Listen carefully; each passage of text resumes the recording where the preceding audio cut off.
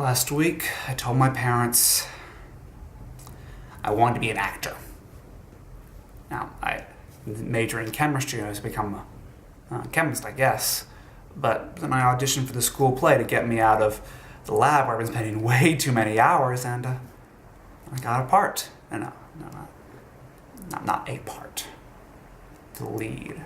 I got the lead role for the first time that I'd ever tried out for anything, ever. I hadn't even been in the Christmas pageants at church.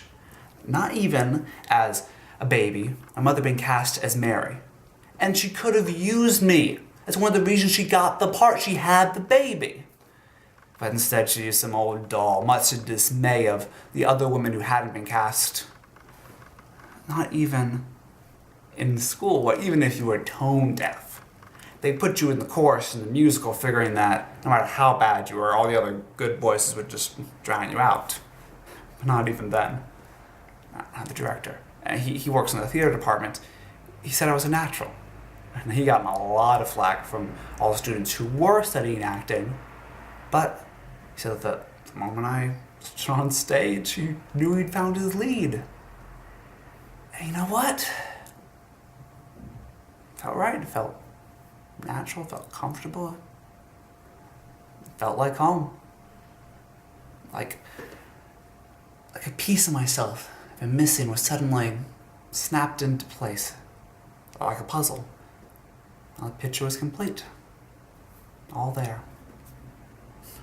That's how I felt. All there. And that's what I told my parents, who I knew were going to be less than thrilled with the news.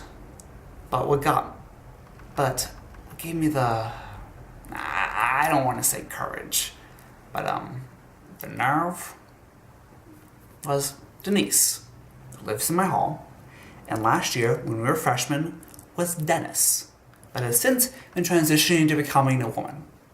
I figured that if she could tell her parents something like that, and look, I don't know exactly how they took the news, but she's back on campus this year, so, they didn't disown her. I figured that if she could tell her parents something like that, then I could tell my parents that I was changing my career path.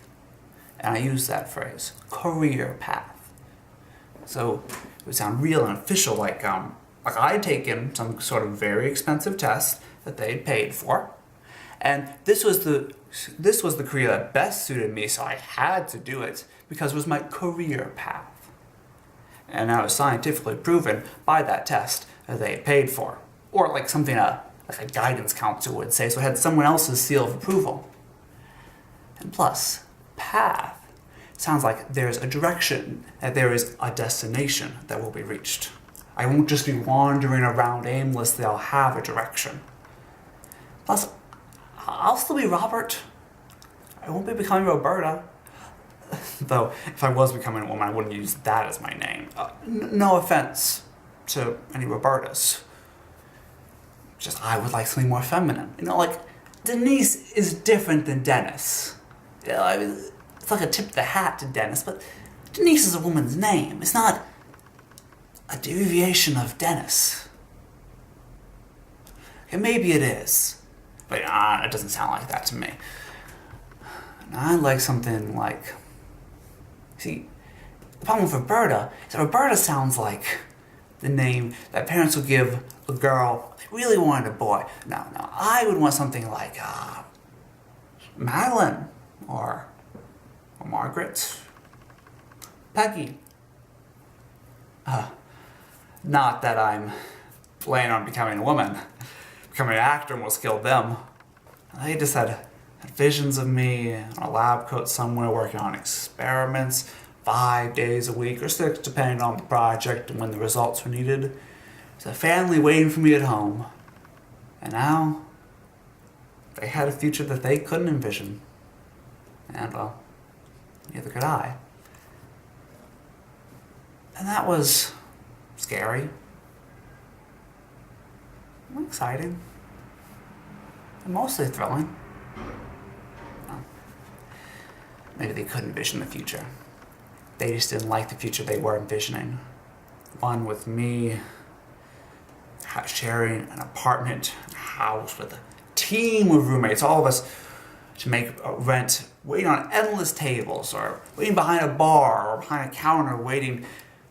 But what they'd forgotten was that it was my life. So had I. My mother was actually sobbing. She was so upset. Now, I think that she turned on the tears thinking they would bring me to my senses, and it almost worked.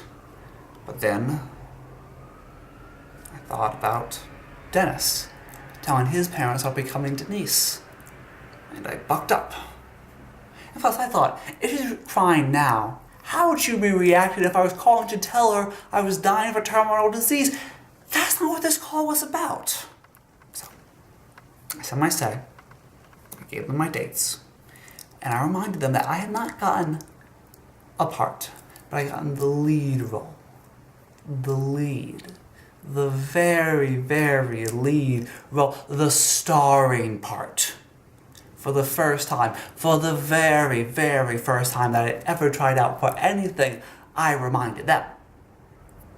So that had to mean something. Because that director had all those other students that he could have chosen from and didn't. He chose me. Out of all those others. And I left it at that.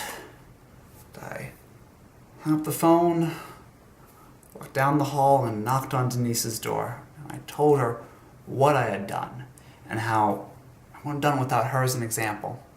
And she gave me a high five and a big hug. Doing what she had done let me know that there's more to me. It's my life than I let myself know. There's more to myself than I let myself experience and know about. And even though I wasn't becoming a woman, I'd be becoming a lot of other people as an actor. I'd be learning a whole lot more about myself than I ever would as a chemist. No offense to any chemists. I don't know if I'd taken this leap if I hadn't met Denise. Take a look at what else life had to offer me. What else I had to offer me. And when my parents come to see me, as Henry Higgins, I'm making sure that they meet Denise. Because what I had to tell my parents came nowhere near what she had to tell hers.